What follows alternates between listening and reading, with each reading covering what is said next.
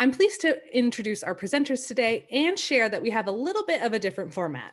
Our Senior Vice President of Corporate Solutions, Marshall Bergmann, will be interviewing our speakers today. Hello, Marshall. Hello, Erin. Can you hear me okay? I can, and I can see you. Thanks for being here. Wonderful.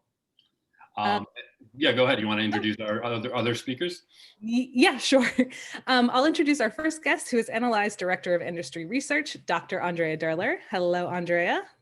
Hello, everyone. Great to be here with you today. Thanks for being here. And then our second guest is our co-founder and CEO, Dr. David Rock. Hello, David. Hey, Erin. Great to be here with you all. Am I coming through clearly? Sound great. Excellent. Thanks very much. Nice. I will now pass it over to Marshall to get us started. Wonderful. Well, thanks so much, Erin. And I think we can even take down the slides now that we've introduced ourselves, and we'll just get into a new format for us today. So as Erin mentioned, we're going to be experimenting with a new format, a little bit more of a interview structure, and basically experimenting with new ideas and new things is part of the DNA of NLI. One of the pieces of work that we spend a lot of time with our clients on is growth mindset. And one of the habits that we teach around growth mindset is to experiment often. So consider this an experiment. We look forward to your feedback on it, and we're really excited to share this new format with you. And I'm thrilled to interview two of my favorite people at NLI. Obviously, many of you know David Rock, our CEO and co-founder of the Neuro Leadership Institute, but I'm also really pleased to be working here with Andrea Derler as well, who heads up our industry research. So we're going to get a really interesting set of viewpoints from industry research, as well as David's big brain of ideas and conversations that he's having with leaders all across the world today. Before I get into our agenda, I just want to cover a couple of quick things. So for those of you who are new to NLI or new to Your Brain at Work Live, I want to give you a quick overview of a couple things about NLI so you know who we are and what we do. Then I'd actually like to just take a little bit of a step back and recap some of the predictions that we made last year, because frankly, we're looking at these predictions for 2021 with a little bit of trepidation. It is really hard to predict what is going to happen in the world over the next year, but we are going to do our best to highlight what we think are some of the most important trends that you should be keeping an eye on going forward. So let's get into who NLI is. So for those who don't know, NLI is a 21-year-old overnight success, as we like to call it, founded 21 years ago by David and his wife, Lisa Rock. And throughout those 21 years, we've been focused on helping organizations drive change based on neuroscience. So we call ourselves a behavioral change consultancy, and we are focused on using science to make organizations more human. Our work right now, we're working with over 50 of the Fortune 100, and we work with organizations from 50 employees to 500,000 employees, and across a whole variety of talent development areas, focusing on training and behavior change, focused on strategic consulting and advisory services, and focused on total business transformation. So we bring a whole variety of experiences with a variety of different organizations. And again, our unique perspective is what's happening in people's brains in the organizations that they work in, and how can you leverage that information in order to get the change and the performance that you're looking for. So now going back a year ago, I have to say that we made some predictions. We were on top of a few trends. We missed a few trends. I just want to share a couple of things that we think we got right last year that were helpful, and also share a few things that we might have missed that we're keeping an eye on for the future. So one of the things that happened last year when COVID came out was people thought it might blow over really quickly. And David was actually the first to mention that we actually need to be considering a different way of thinking about problems like COVID, which is the Stockdale paradox. Understanding that things might be tough and they will get better eventually, but too much optimism or too much pessimism isn't really going to get there. And that really did play out pretty well over the last year.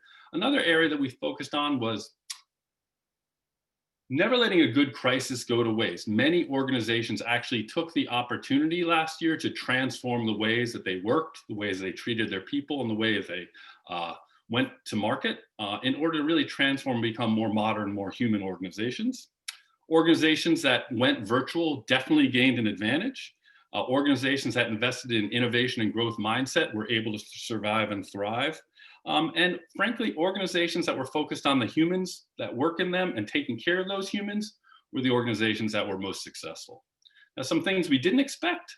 The social justice movement taking off. We've been involved in the D&I space for about 6 years, but the focus and the change that occurred after the killing of George Floyd, I think surprised us all, and frankly surprised us all in a very positive way because of all the way that organizations were changing.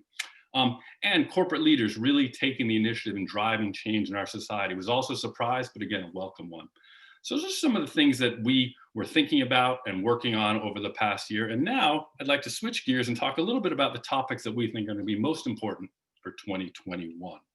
So the topics we're going to be covering today are regenerative talent practices, making DE&I a strategic imperative, adjusting to the long-term work from home reality, completely reimagining learning in this new work world that we live in, and how can organizations be prepared for future disruptions. So the way we'll be doing is I'll be going to our panelists, I'll be asking them some questions. I encourage all of you, please share your questions as we're talking in the chat. I will be watching that and we'll be bringing up the questions to our panelists to get their input and feedback on it. So let's make this as interactive as possible.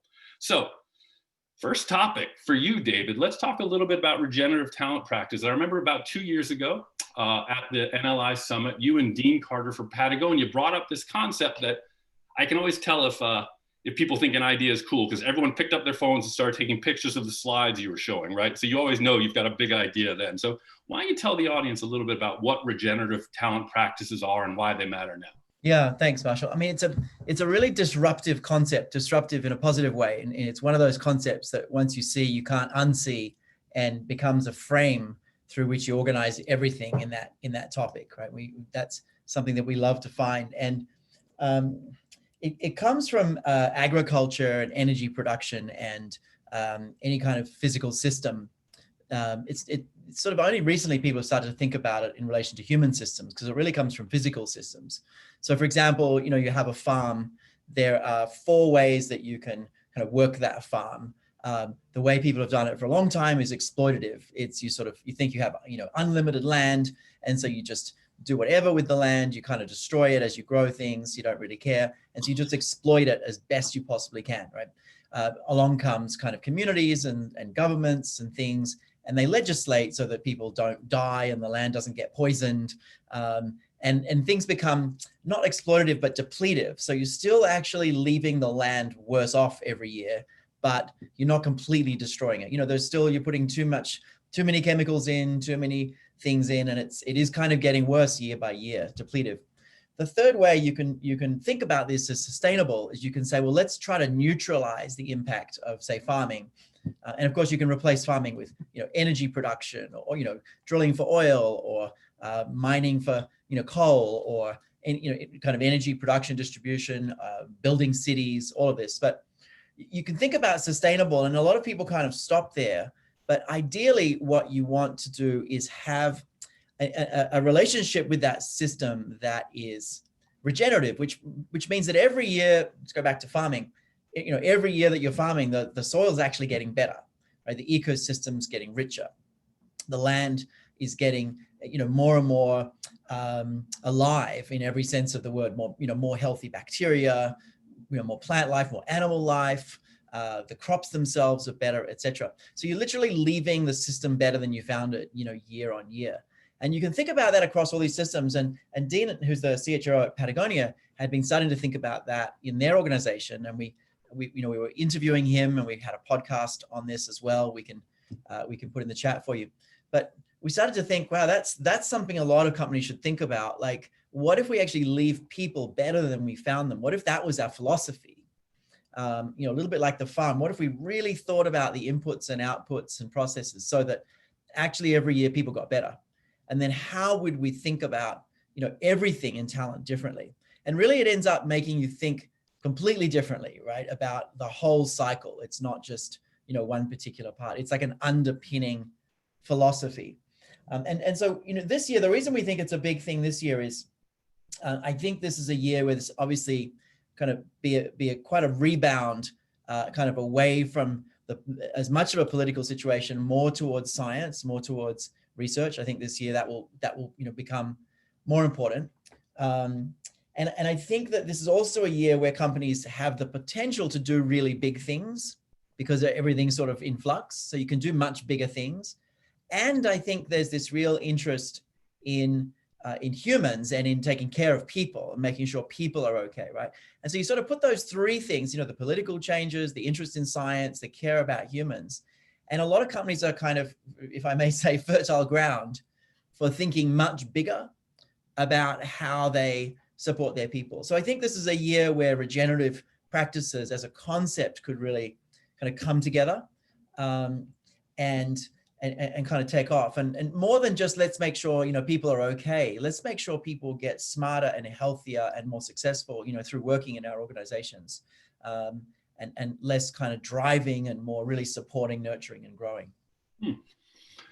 Yeah, that's, for me, it completely changed the way I started to think about talent practice. And I think one of the things that really intrigues me too is this idea that now might be a time to do big things. Could you talk a little bit about that? Because I think many people, when they feel overwhelmed, they feel now as though definitely not the best time to do something big. So why do you think now is a good time to do something big? Yeah, it's a couple of reasons. We actually had Andrea Bergmann, who's one of our key researchers. We've worked on different papers before, and he was presenting at our virtual summit in November, and he was talking about some research on this, that in fact, once you change a couple of variables, people are suddenly open to changing all variables. And once you kind of loosen the bonds of things, there's a much greater willingness to loosen all bonds in the brain in particular, but around change. And so you might think, well, people are overwhelmed. Well, actually, you can kind of push through a much bigger change than you might be able to do any other time because of that loosening. And also because our physical systems are so different, with the work from home or the hybrid work. There's so many physical systems are in flux, where people are working, when they're working, how they're working, that actually changes to culture and practices and work practices are just kind of easy to fit in there before everything kind of collapses back into a solid framework. So it's like there's freeze and unfreeze and then refreeze, right? Things are frozen for a long time. Things are unfrozen right now. And then before everything refreezes again, you've got an opportunity to move things around. So I think this is a year for the people who are really excited about big changes in organizations to actually be able to do that. So, we're going to talk a lot more about regenerative practices this year. Simple way to think about it is, how do we leave people better than we found them? And how do we do that across every aspect of the cycle? And then they're going to give back to your organization. And as Patagonia found, not just them, but their children and their children's children and their communities. I mean, it becomes this really healthy ecosystem, this really healthy dynamic over decades they've seen actually through this approach. It's funny you went there, David, because I was going to ask. I remember Dean talked a little bit about, I think they were shifting to a flex workday where they could take a Friday off. And when I hear that, I immediately, in my sort of small-minded, non-regenerative thinking of talent practice, think, oh, this person's going to have time to not work and focus on things that are fun. But they actually framed it differently in that it actually led to a whole bunch of contributions that improved things all around that person. Is that right? Yeah, there was some research on this actually that came out. Patagonia studied it. Microsoft in Japan also did a big study on this. And then a few other organizations started to research it this year, but the Microsoft Japan study was quite rich as well. And essentially what they're talking about is every 2 weeks giving people a Friday off. Some organizations going to every Friday. That means, 4-day work week. But most common has been, a Friday off every 2 weeks. And what Patagonia found was people were able to take care of like their life and their health and their, doctor's appointments and their kids' issues and their, they just had a much healthier, more sustainable life overall.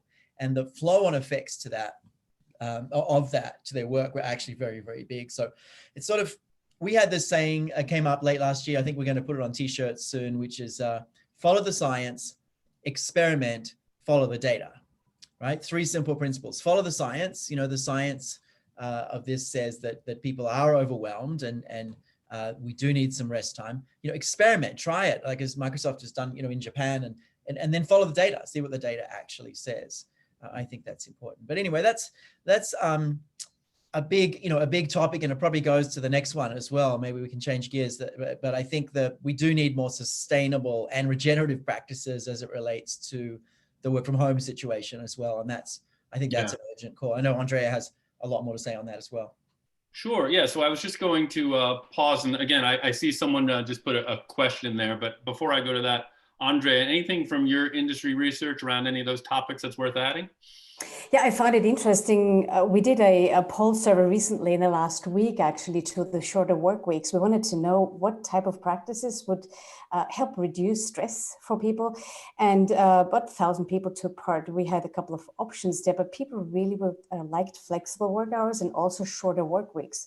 So it does really seem that more than management training in terms of time management, or, Elon Musk does themed days, Creative Wednesdays, for example. Yes, some said that's okay, but what I really would like to manage stress is flexible work hours and shorter work weeks. So it totally resonates with our audience apparently out there. So quite interesting discussion. What can we do? And is that one of the bigger changes that we want to do? Shorten the work week. Yeah. Right. Thank you for that, Andrea. And yes, and I've seen some data, and I've talked to a client recently that has a workforce that's required to come in to the office every day, and they're actually facing challenges hiring those people because people actually value flexibility and not having to go into a work site over money right now. Like there is literally a trade-off people are willing to make for less money but more flexibility right now, and that's a major trend that you need to consider as you think about your talent practices. And so, David, I don't know if this is worth addressing or not, but I did notice in the questions someone was concerned about maybe taking too big steps right now because people are overwhelmed. And I think that does come out. But I think you also highlighted that maybe testing these things in smaller ways is also productive. Is there any comments on that? I mean, experiment, you should test things out for sure. You should test and trial. And you're often surprised. I mean, Microsoft's data was a 40% increase in productivity, giving people every Friday off. That's insane. How is that possible? Well, if you think of the brain as a machine, it doesn't make sense. But if you think of the brain as the brain actually works, intensity and then rest, and intensity and rest is much better. I know personally, and I'm sure many of you agree, when you have a 3-day weekend, you come back really energized and you have much bigger thoughts. You have big insights. You actually much more productive. So, the kind of work we do these days is much more about innovation and connectivity and ideas than it is about just plowing through things, by the hour. And so if creativity is your output, then, or sort of different ways of thinking, then, more time off is actually a big thing. I want to also just comment, something in the chat. I do think a lot of people are at breaking point. A lot of employees are at breaking point. And I think, anything that companies can do to address that will be helpful, but maybe that's in the next chapter. Yeah, sure. So I'm gonna shift gears over to our next topic, which is, we're calling it long-term work from home. I know that many organizations have adopted different work practices based on COVID, and they're thinking about what are those work practices going to look like in 2021, maybe hybrid, maybe continuing to stay at home, giving people optionality. We've seen headquarters close, get smaller in a lot of organizations. So clearly there's a change that's going to be lasting. That change is also not only having impact on how people work, but how people feel about their work. And so, Andrea, before I get to your research, I just want to highlight a couple of statistics I saw recently from Harper's Index. And this said the portion of US remote employees who say they've been working harder than ever, 7 out of 10. So 7 out of 10 people are saying, I'm working harder than I ever worked before. Again, that breaking point we talked about. Another interesting stat to follow that up is half of them say they have not felt as appreciated by their employers since they began working remotely. So something's going on here. People are working harder. People aren't feeling appreciated. Andrea, what has your research shown around this topic? Anything else you want to share on that? Yeah, I found these interesting data points. I think we're seeing, again, it's not so easy anymore to just pinpoint one particular trend. We started working from home quite intensively, as you know, since last year. We did a big survey last year between May and June with 688 people. And at first, when this first wave came, when so many people started to work from home, they did say, well, that was the biggest change for me. And with that came, a lot of increased anxiety levels from one week to the next. People felt more anxious. They felt that they could focus even less from week to week. They had increased threat levels, so they felt really, really anxious and stressed out. I think that problem still prevails to some degree. We talked about fatigue. We talked about burnout that comes up every event that we're doing. We hear about people feeling really burned out by this whole situation. The other trend that's emerging slowly in this year that I'm seeing is that, as so many people get used to working from home now, that the hybrid model is accepted to some degree, people do like that increased flexibility that it comes with it, if it's allowed for organizations, right? Another thing I found very, a positive surprise, there was a recent Gartner study. There was a lot of concerns from organizations about culture. Is my culture being affected in a negative way if we're all not seeing each other face to face?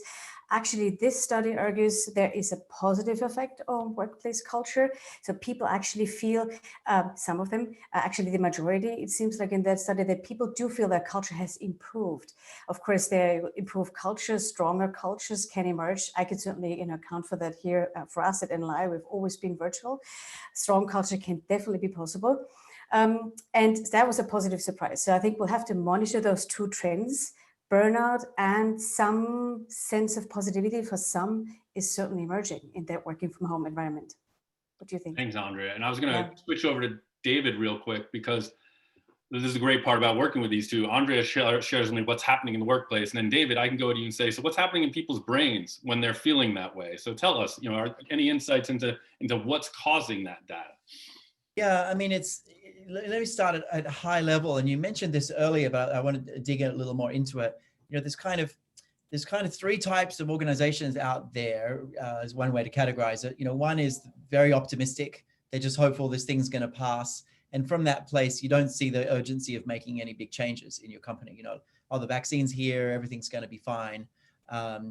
And people are stressed, but they're going to get better soon, right? And that's optimistic. There's another category, which is overly pessimistic, like the sky's falling, there's nothing we can do, everything's a disaster. And in the first category, overly optimistic, there's no motivation to really do anything difficult. In the final category, there's no ability to do anything difficult, right? You just don't have the cognitive resources, right? In the middle is the Stockdale paradox, which is actually, this is probably going to go on a really long time and it's going to be really, really awful, but eventually it will work out. And there's a third piece of the paradox, which is really important. It's not often stated in the writing about it. The third piece is actually what Jim Stockdale did when he was a prisoner of war, is that they actually did everything they could to make their life just that even tiny bit more bearable. And they did some crazy innovations. They worked out like a way of communicating between the prisoners, which was like through a form of tapping. They created like this whole tapping language and communicated it, and literally now they could all talk to each other between their cells. So you just, in either end of that spectrum, you wouldn't do that. And I think what companies need to do right now is accept that this is very likely to be, a few years of intense disruption. And as terrifying and upsetting and distressing as it is to think that, you kind of have to think that and assume it'll actually work out well in the end, and then get to work on making things much more sustainable. And even if it's going to take you 3 months or 6 months to install a way of tapping, right? Or in this case, a way of working, like invest in that. Because I think that this kind of disrupted society is going to be here for quite some time. If not, and it'll vary, in Australia right now, it's sunny skies and people without masks here and there, but it's variable between states and countries. But on the whole, larger companies, especially global companies, will need to be really prepared for that. So I think if you just look at the data, it's not sustainable currently, and in a number of different ways. And I think companies have to take that seriously and kind of tackle a few things at a time. One of the biggest levers, we talked about this all last year, one of the biggest levers is giving people much more autonomy than they expect. So unexpected positive autonomy over their work. And that's both when they work, where they work, how they work, but also what they work on, even what goals they're setting, who they work with. Like giving people much more control over their work has a deep, deep, deep effect on their overall stress response, but also on just their ability to juggle and be sustainable. That's probably the really most powerful thing that you can do overall, and then operationalizing that. Thanks, David. Yeah, and I think you highlighted a couple of things. That act of making it better is helpful to people, and then also the end result of that new, better system, the tapping, as you said, the ability to communicate. So those two actions, engage and keep people working. And then Andrea, going back to you, so David mentioned this autonomy value being really important. As leaders of organizations, or as team members, or as just talent professionals overall, did your research reveal any other levers that leaders should be pulling that will help keep people engaged, help keep them productive? Yeah, we looked at that in that study, which also refers to one of the comments in the chat. I see that there was a question, how are some groups affected differently by this whole situation? People were affected very differently, actually, by how they experienced it, what happened to them. People with kids at home, childcare issues, for example, showed much higher anxiety levels than those who, for example, just had to travel less. That seems very obvious, but we see this in the data quite strongly. So yes, even beyond the typical populations, we see that there is differences in how we experience this whole situation. But what can leaders do? We looked at that. And what I found interesting, we tested our SCARF model, for those of you familiar with the SCARF model, and 3 of those psychological needs at the time, again, this was May to June, first wave, everything was very new. People really wanted certainty, to be more confident in the organization, not certainty about the future, but really knowing at least some rules and regulations are still there in my company, I know what to do. They needed a lot of relatedness, so the sense of belonging in a team was really important to them, to feel confident and optimistic. And also being treated fairly, and fairly goes beyond, equity. It's actually what I mean by fair, and this way we tested it was, do I get the same information as everybody else? Do I, am I accepted? Am I included in the information sharing? So these are things that we know from our model about psychological needs. But what leaders specifically do is also the same thing as they did really not very well. Transparency in decision-making was a big gap that we saw. So leaders really, in order to help their employees be more confident and optimistic, would need to share decision-making processes, not only what was decided, but maybe also when, who, why.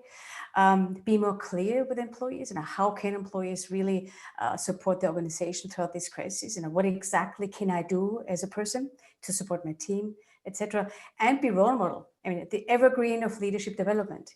Leaders just aren't role modeling the behaviors that they're asking the employees to do, which is even more pronounced in this crisis, it seems. So there's a couple of things that we found in our study. Thanks, Andrea. That was really helpful. So, just to recap, so we had the relatedness, obviously a key driver there. The certainty. I mean, obviously, when nothing else is certain, if your company is certain, you'll feel good about that, right?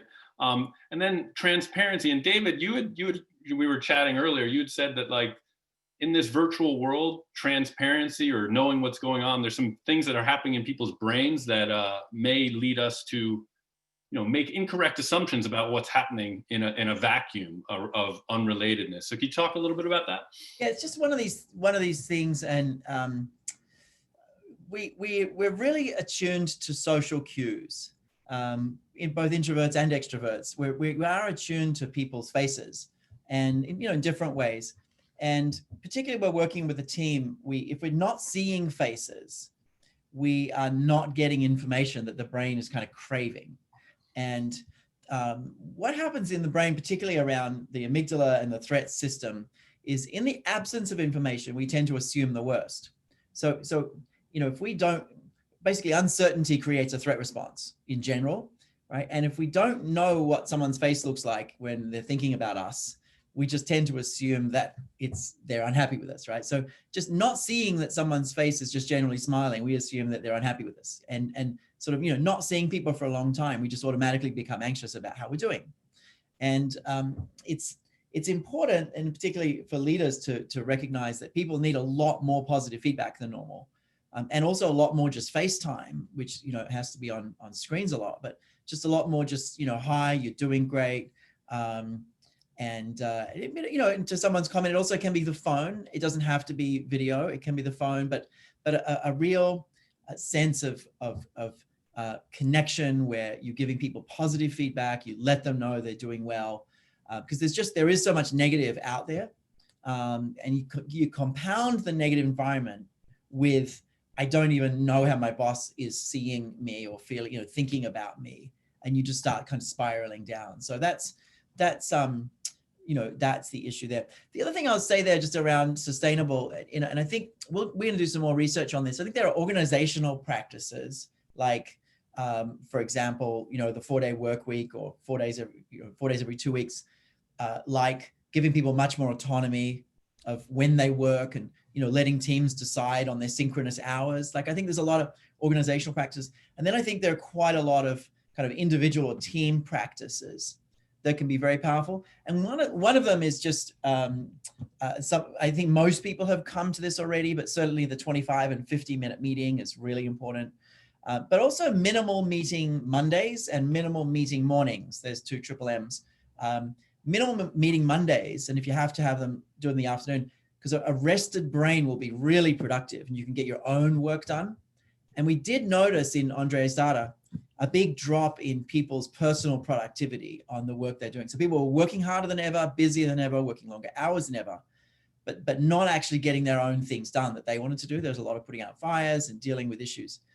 So minimal meeting Monday. So you've got this fresh brain to do your bigger work, and also minimal meeting mornings, maybe till 10 a.m. or 11 a.m. where you actually can get up with a fresh brain, do your own work, be productive. And that's when you'll tend to produce that. So, those 2 little changes actually can have very systemic effects across an organization, and will actually make everyone more sustainable, less stressed, more productive. And feeling like you're making progress on things is actually one of the strongest forms of engagement. So it'll actually help with overall engagement, that people have the space to do their own work as well. So those are a couple of kind of hacks that we can think about. And so we're going to do some more work on sort of categorizing the hacks and which ones are the most important and which ones have the biggest impact, and start advising this year on the long-term sustainability practices that are necessary. But there's organizational things, then there's kind of individual and team level issues, but definitely taking sustainability and resilience very seriously is a trend that we're seeing this year.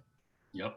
Thank you, David, and thank you, Andrea, for that as well. So I'm going to shift gears, and I think this is came up a little bit in one of the questions, but I want to change topics now to the idea of making diversity, inclusion, and equity a strategic imperative. So as I mentioned, obviously many organizations realize that diversity, equity, and inclusion could not just be a nice to have. It needed to be a core part of their strategy.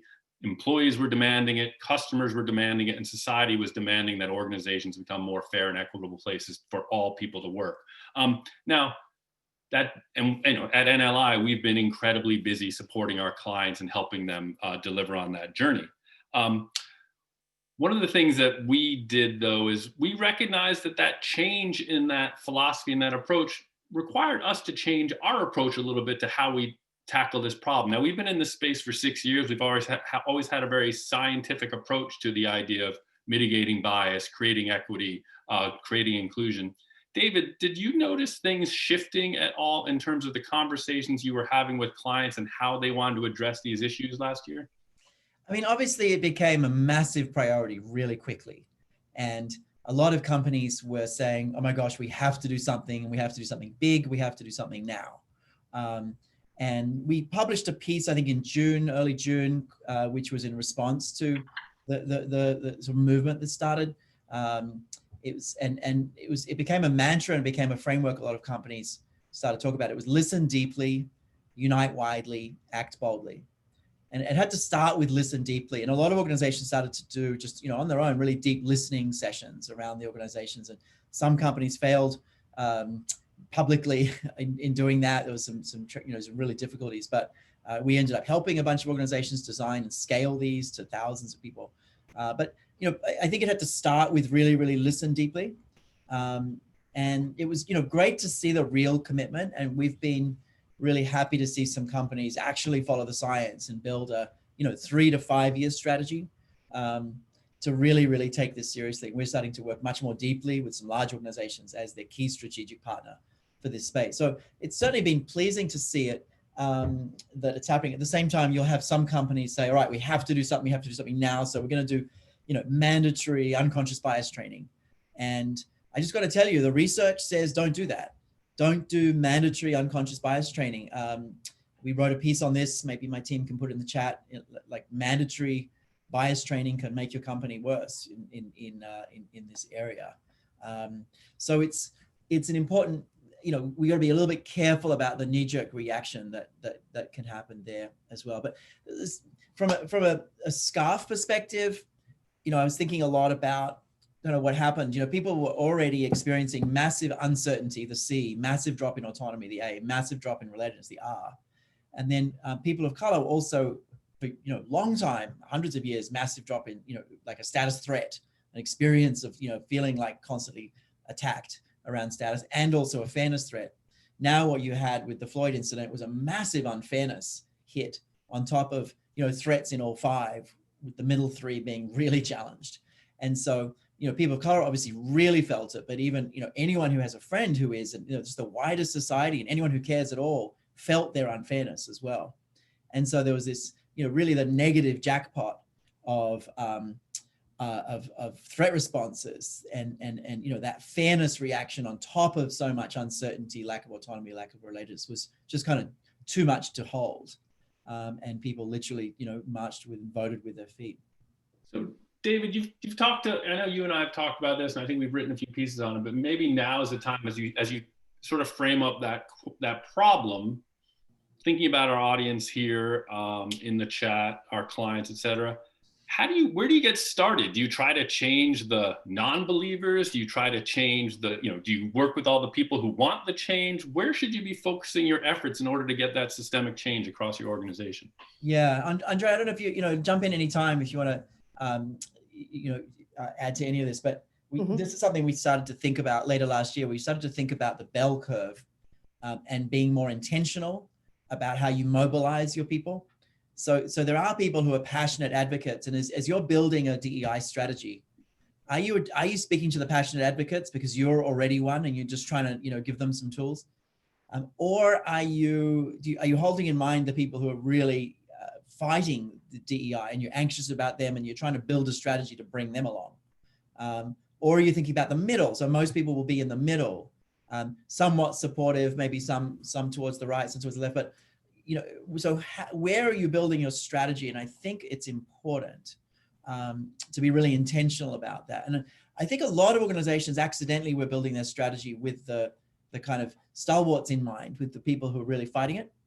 And what you got to remember is even really positive changes that should affect people positively, you have a big number of people actively fighting against it. I've seen some research up to 25% of people actively push back against a really positive change, just on principle, because they don't like change of any sort. And so if you're building your whole strategy to try to address those people, you might not be getting the best return. So be thoughtful about where you're targeting your whole strategy to mobilize leaders, and also how you're mobilizing people. Is it an emotional strategy you're using? Is it a business case you're using? Or are you really going to show them the actual mechanisms of how and why diverse teams actually make better decisions and fewer errors, and just do better work and serve customers better? And I think that third strategy is really important. Although the emotional reasons are important, business case reasons are important, actually walking people through why it actually matters is key. And I know we have a session on Fridays coming up, one of our Friday sessions coming up on this topic, kind of going deeper into that. Andrea, you want to add anything there? Yeah, I'd love to. I think as I'm looking at the industry data around inclusion and DE&I efforts, and how little really has moved in the last couple of decades, one has to say, I think there's a sense of helplessness sometimes. As a non-scientist, I'm always so fascinated by the fact that we have sometimes really thought very hard about what can people actually do about it. And so I think one of our scientists, as you know, has done really great work on allyship, and our team. And so I think that strikes me the most about how successful are organizations who are more inclusive. We know they are. Still, why does the needle move so little? Because I think what's missing is a behavior-based inclusion effort. And we are offering with allyship, I have really great hopes that we can actually really talk more about what can people actually do, what do we need to be aware of, and what is an ally, what is it not, why is it not the same as sponsorship, and what are the specific behaviors. So I think I'm most fascinated by that approach. I know it's early days for us, but that comes to my mind as I'm talking about listening to you. Yeah, it could be a big trend this year, seeing a really big rollout of allyship as a concept, and really educating people and developing it. It's kind of a next step after you've really done some of the other work, like now really developing people as allies. So, and last thought on that, and just maybe quick one, David. Allyship seems to, and the approach that Andrea is talking about, seems to approach changing people's behaviors, not their beliefs. is that where people should be going? Should be focused on behaviors and then beliefs will follow? Or do we need to tackle beliefs as well? Oh, that's a big question. I mean, the biggest thing that changes people is thinking that other people are changing. So we want to leverage that social effect, the normative effect. And I think that's why you want to go for the big middle and move them a bit. And then you kind of bring the most people along. But I do think a trend to watch this year in this space is obviously the change of government in North America. And, already in the first couple of days, there's been big statements about diversity, equity, inclusion. And I think that to some degrees, companies in the past kind of took it upon themselves because of a lack of leadership in this area in government or in federal government. And so companies kind of said, all right, well, we're going to have to do it. And I think what's going to happen now actually is there's going to be pressure from above, perhaps in the form of legislation in some states even, as is already starting to happen, of having fair representation by gender and race in boards, having fair representation of in all sorts of ways. So I think we're going to see, and we should expect to see some legislation happening. So some pressure from top down, and that will bring a different kind of reaction in companies. A lot of them will be excited. Some will really struggle. But I think organizations should prepare for that and assume that there's going to be some legislation that's going to affect them, that's going to really require them to be much more proactive. And it won't be something that hits short term immediately, but it's going to come, and it's going to definitely create some change. So I would be expecting that, and we're going to do some more research into that area as well.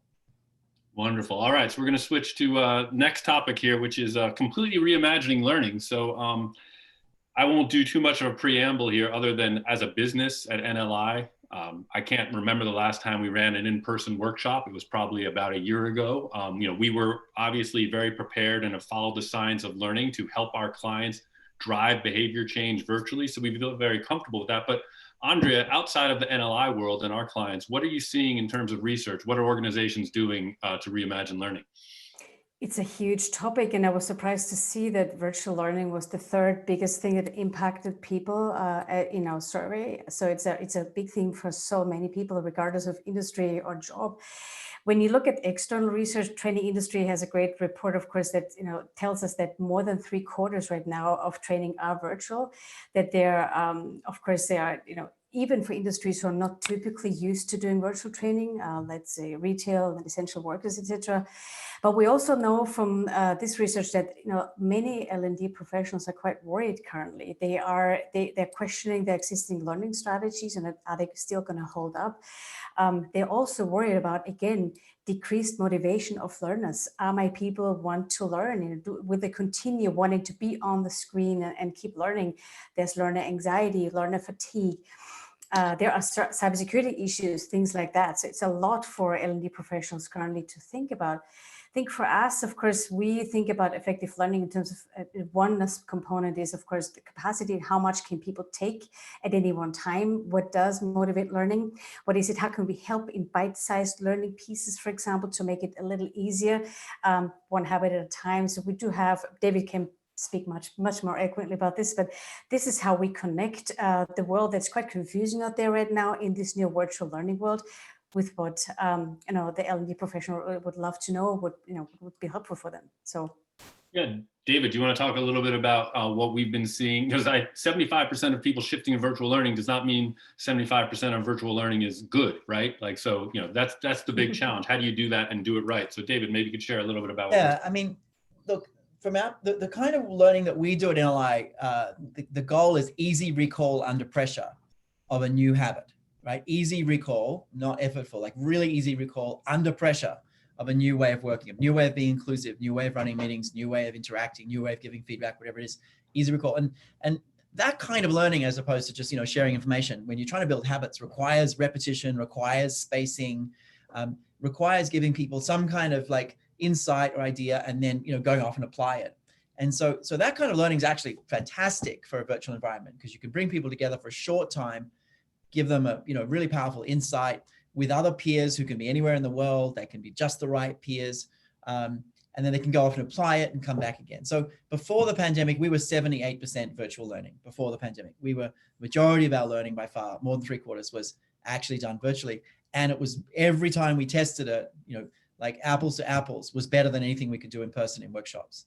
So I think, done right, particularly when you're trying to really build habits, which is basically everything to do with, in soft skills, it's so much better if you do it right. And we've got a couple of pieces coming out on this, but, something simple as taking a 3-hour, Zoom training and turning it into 3 1-hour trainings over 3 weeks, you get up to a 7 times increase in the number of actions people will take as a result of that learning.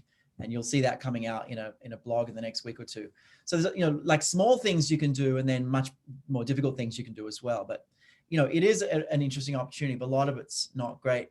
And I think, there's the law of unintended consequences. I was at a thing recently and talking with some friends, like the university students are freaking out right now because they're realizing that going back to school means actually sitting like 10 feet apart from each other with masks on, still looking at your laptop, right?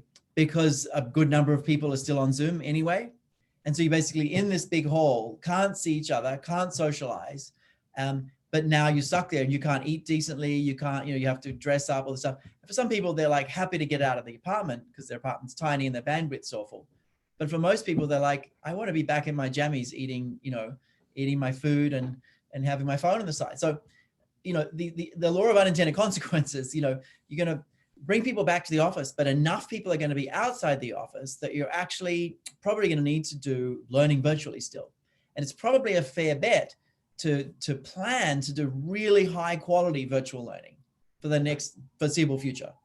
Probably your best bet is to say, look, we're going to maximize the strengths of virtual learning and really invest in getting it right. Because even when we bring people back into the office, enough people won't be in the office that we're going to have to do the training virtually anyway. Or like the universities are doing, having this really annoying mix that is really uncomfortable and awkward. So as someone said, I'd rather masks off and at home than masks on and, apart from people. So I think there's some unintended consequences, but what you've got to be careful of is taking the exact same learning and just putting it online.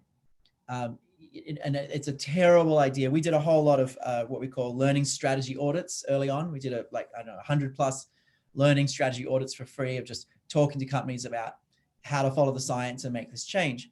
And the worst thing you'll do is, take a 3-day classroom and make it 3 half days on Zoom, in the same week. It's terrible. Take a 3-day classroom and turn it into, 6 1-hour sessions over 6 weeks, and you'll get off the charts more effective behavior change, off the charts. But you'll have to do a little work to redesign it. It will be absolutely worth it because that class is still going to be running in 5 years' time. I guarantee it. Even if you still have the in-person stuff, you're still going to have that class running. So now's the time to kind of take seriously that virtual learning is here to stay and really invest in getting these things right for the long term, because I think the virtual learning is here to stay. Yeah, David, it's so great you said it. As someone who's designed learning for so many years and has been held captive by the tyranny of the classroom and the 7-hour class, this to me seems like an opportunity to finally get things right. And everything that you're describing right now applies to a fully returned back to normal world as well. We learn better in small chunks, and it requires a whole new set of skills. And I guess one of the skills that I've heard you talk about, maybe I could talk about, is like, how do you make sure that you simplify and focus the learning on what's really important? Because as someone who's designed learning in the past, there's always someone that says, oh, we got to include this and we got to include that. That's probably the hardest thing to push back on. How do you do that? Yeah, well, see, there's 2 ways to design everything, right? Bottom up or top down, right? And top down is you basically take a 3-day classroom and you say, look, we've got this 3-day classroom. It works. We've run it for years. People love it. How do we make it virtual? And you start with the content and you say, oh, I can't chop that out. I can't chop that out. And you end up with 3 half days of stuff. That's kind of top down. Bottom up is you say, hey, 3 months after this training is finished, what are people doing that's really useful? And maybe what are the 3 habits people now have after this training? Maybe 6 months after the training, interview people and say, hey, what are you doing differently 6 months after? What are those 3 habits that really matter? And then deconstruct from there and say, all right, let's say one of those habits is, actually pausing and being really thoughtful about the impact you're going to have on someone. Like, how do we give people a big insight about that habit in an hour? How do we just focus on that habit? So essentially look, and that's bottom up. That's saying, look, we've only got space for maybe 3 things or maybe 6 things or 9 things in a 3x3, but we've only got space for this. How do we do that most powerfully? Versus, how do we kind of cut things down? So basically start with a blank sheet of paper and build up the things that matter. Or as we say, how do you be essential rather than exhaustive? And build up from the critical things, not top down from the sort of everything you currently have. And I think that's a big mistake companies are making, is sort of tweaking their existing programs versus using this as an opportunity to really radically rethink the majority of their learning solutions, so that they're actually far more effective and far more scalable, which is the opportunity now. Wonderful. All right, thanks, David, and thanks, Andrea, on that topic. So we just have a couple minutes left. I did want to get to our final topic, which is how can organizations be better prepared for future disruptions? I don't know if I can think of what the next future disruption would be, but we did see some organizations that were able to weather the storm better than others. And I'll go to Andrea first. Any research that you've seen from organizations that have led to them being able to thrive more? And then David, maybe from the science perspective, what needs to be going on in people's brains? So Andrea, you first. Thanks, Marshall. I'll keep it short because these trends are most likely to change and shift again. Currently, I think those companies last year who have created the most confidence in employees and optimism were the ones who looked after their employees in terms of wellness, mental health, really tried to teach the managers or encourage their people leaders to really take care of their employees, to actually, this came up in the chat, constantly ask an authentic question, how are you really today? And then act on that and be very aware of the impact, like David says, one has on other people. I think that's number one. And I think that will continue to be a big topic this year in 2021. Yeah. Thanks, Andrea. Yeah, how much you care about people so they feel you've got their back. Definitely.